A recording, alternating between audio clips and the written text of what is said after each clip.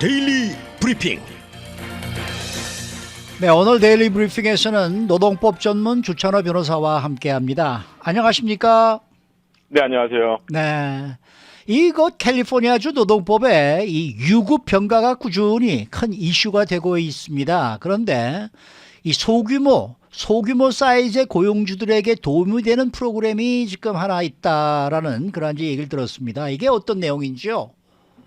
네, 소규모 고용주를 위한 유급 가족휴가 보조금이 되겠습니다. 그랜트가 되겠는데요. 통상적으로 예전부터 고용개발부 EDD는 유급 가족휴가를 직원에게 최대 8주의 임금 대체 혜택을 제공해 왔습니다. 8주간 회사에 결근을 해도 EDD가 임금을 지불하겠다는 그러한 시스템이 되겠고요. 네. 페이드 패밀리 리브는 직원이 중병에 걸린 배우자, 자녀 또는 신생아와 반 등을 위한 경우 임금이 지불되겠습니다. 이러한 그랜트가 생긴 이유 중에 하나는요. 사실 이 스몰 비즈니스, 소규모 사업체들은 한두 명만이 결근을 해도 특히 8주 이상의 장기간 결근은 회사 운영에 상당히 부정적인 영향을 줄 수 있습니다.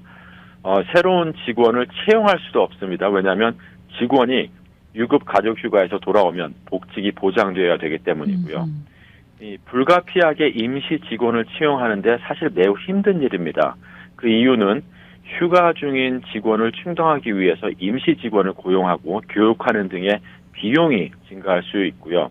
이 소규모 고용주에게는 상당한 타격이 될 수 있겠습니다.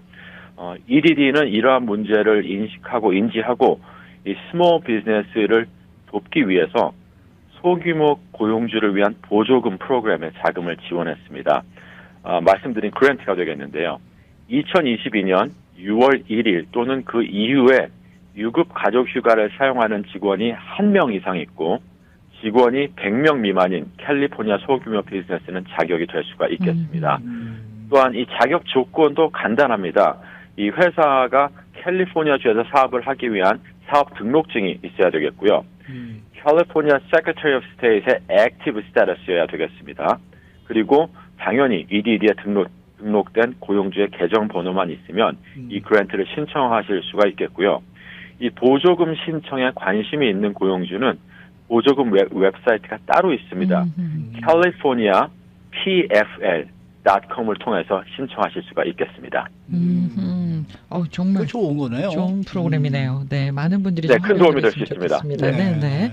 자, LA시는 캘리포니아 주 법하고 다르게 독립적인 노동법 조례를 시행을 하고 있는데, 그래서 LA시에서 사업체를 운영하시는 고용주님들은 꼭 알아야만 하는 LA시만의 노동법이 많을 듯합니다.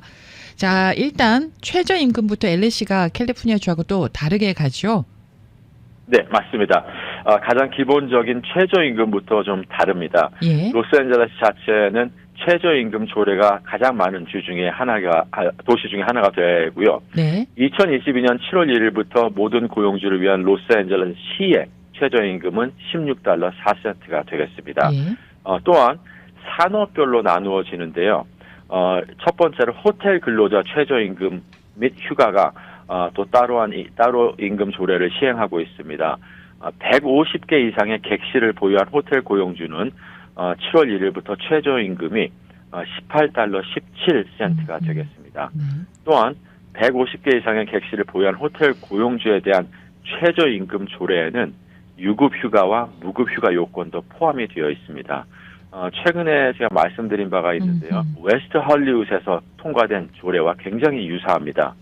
조례에 따라서 정규직 직원은 병가 또는 휴가를 개인적으로 필요로 할 때 연간 96시간의 유급휴가를 받을 수가 있고요.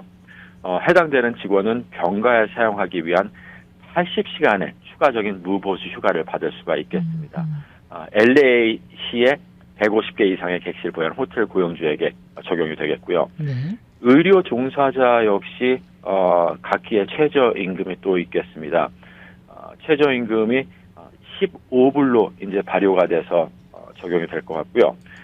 대상 시설은 로스앤젤레스시에 위치한 개인 소유 의료 시설이 되겠습니다. 예를 들어서 급성 치료병원, 저희들이 많이 보는 urgent care, 아니면은 급성 정신병원, 전문 요양시설 등등이 되겠고요.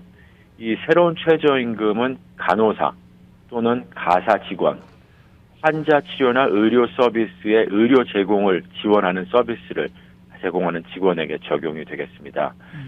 이 매년 최저임금은 로스앤젤레스 대도시 지역의 소비자 물가 지수로 측정한 연간 생활비 기준으로 계속 인상이 될 것으로 예상이 되고요. 여기서 흥미있는 점이 하나가 있습니다. 네. 이 고용주가 조례를 준수할 경우 이 비즈니스를 계속 운영할 수 없다는 상당한 증거를 제시할 수 있는 경우에 예. 관할 법원은 1년 면제를 승인할 수가 있습니다. 그래서 실질적인 증거는 고용주의 재정 상태가 어떤지 그리고 조례 준수가 어떠한 직접적인 재정 영향을 줄 것인지 입증 자료를 제출을 하게 되면 1년간 면제를 승인받을 수가 있겠습니다. 아니, 그거는 1년간 면제를 해주면 안 되고 그럼 노동자들은 뭐가 됩니까? 고용주에게 펀딩을 해줘야 되는 거 아니에요? 네, 맞습니다. 맞는데 네. 일단 이 고용주가 운영을 할 수가 없다면 네. 직원들을 채용을 할 수가 없기 때문에 네. 일단 중요한 거는 고용주가 한 1년에 시간을 벌어서 네. 계속 채용을 하고 네. 그다음에 2년째부터는 이러한 조례를 준수할 수 있게끔 하는 그런 어떠한 좀 플렉시빌리티를 주는 그러한 조례가 되겠습니다. 네. 이 캘리포니아 주법과 LA시에서 만든 법안이 따로 책정되어 있는 것 중에는 뭐 유급병가도 있지 않습니까? 네, 저희가 잘 아는 유급병가 역시 LA시만 따로 책정이 되어 있습니다. 12개월, 1년 동안 48시간 사용이 가능합니다. 다른 시는 24시간이 되겠고요. 네. 30시간 근무당 1시간의 유급병가가 적립이 되고 있습니다. 이 미사용 유급병가는 다음 해로 반드시 2월이 돼야 되고요. 최소 72시간까지 제한이 될 수 있겠습니다. 다른 시는 48시간이 되겠습니다. 이 해고 시에 누적되거나 사용되지 않은 유급병가는 직원에게 보상을 제공할 의무가 없습니다.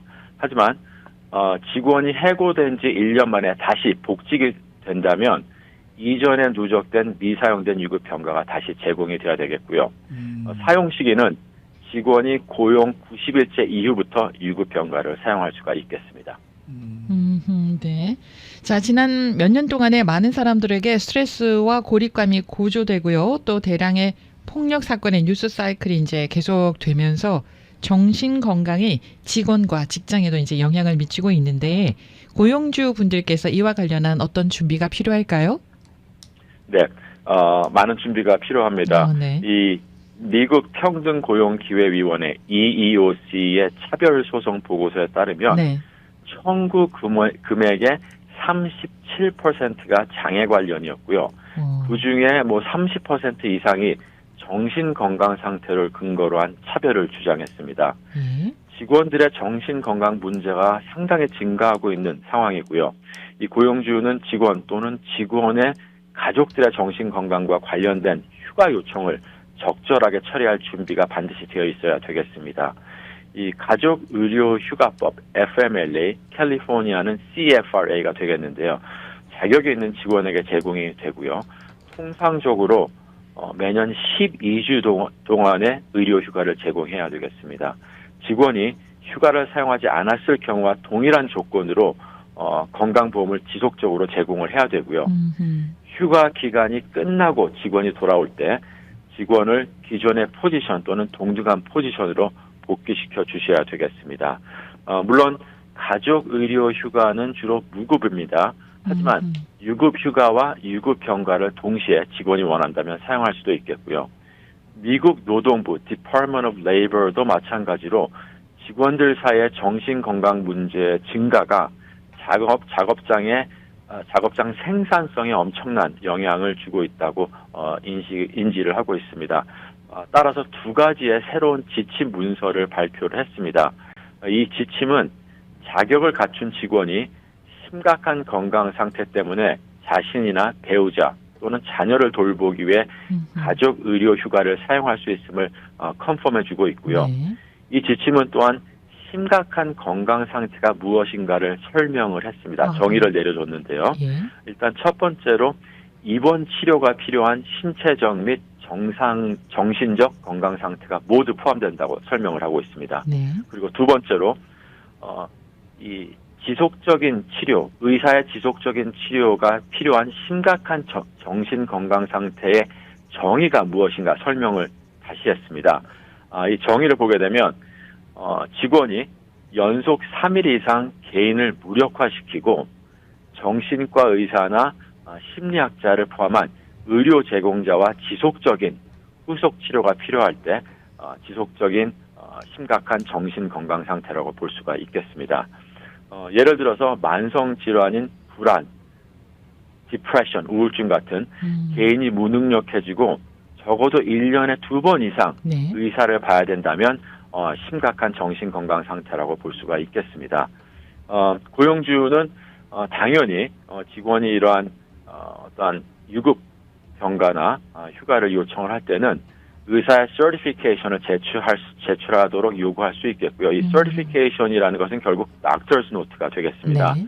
하지만 이 서티피케이션에 제공된 정보는 휴가의 필요성을 뒷받침하기에 충분해야 하지만 반드시 의사의 진단을 받아야 하는 것이 필수는 아니게 되겠습니다. 여기서 중요한 점은 이 가족 의료 휴가는 굉장히 어려울 수가 있겠고요. 예. 특별히 정신건강 진단 및 증상, 이 치료의 특성으로 인해서 그 절차가 고용주에게 굉장히 혼란스러울 수가 있겠습니다. 따라서 고용주는 의료휴가, FMLA나 CFRA의 준수 의무를 특히 직원이 이러한 요청을 신청했을 때 거부하기 전에 네. 자격 및 또는 적용이 되는지를 반드시 확인하셔야 되겠습니다.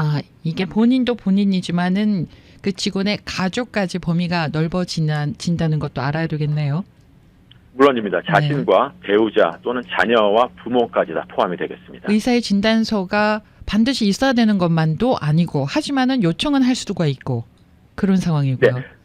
네, 이 뜻은 뭐냐면 예. 의사의 doctor's note를 우리가 당연히 요구할 수 있다는 뜻이고요. 네. 그런 doctor's note를 받기 위해서 병원에 입원을 한다거나 예. 또한 따로 진단을 받는 게 필수는 아니라는 뜻이 되겠습니다. 그 부분 좀 헷갈리긴 하는데요. 네, 아니요, 뭐 꼭 입원을 하거나 의사의 네. 진단을 다시 받아야 되는 게 아니고 예. 의사한테 닥터스한테 가면은 자기 이 진단을 베이시스로 해서 서티피케이션을 만들어 달라고 그러면 병원에서 만들어주게 되어 있습니다. 알겠습니다. 오늘 말씀 잘 들었습니다. 네, 감사합니다. 네, 오늘은 노동법 전문 주찬호 변호사와 함께했습니다.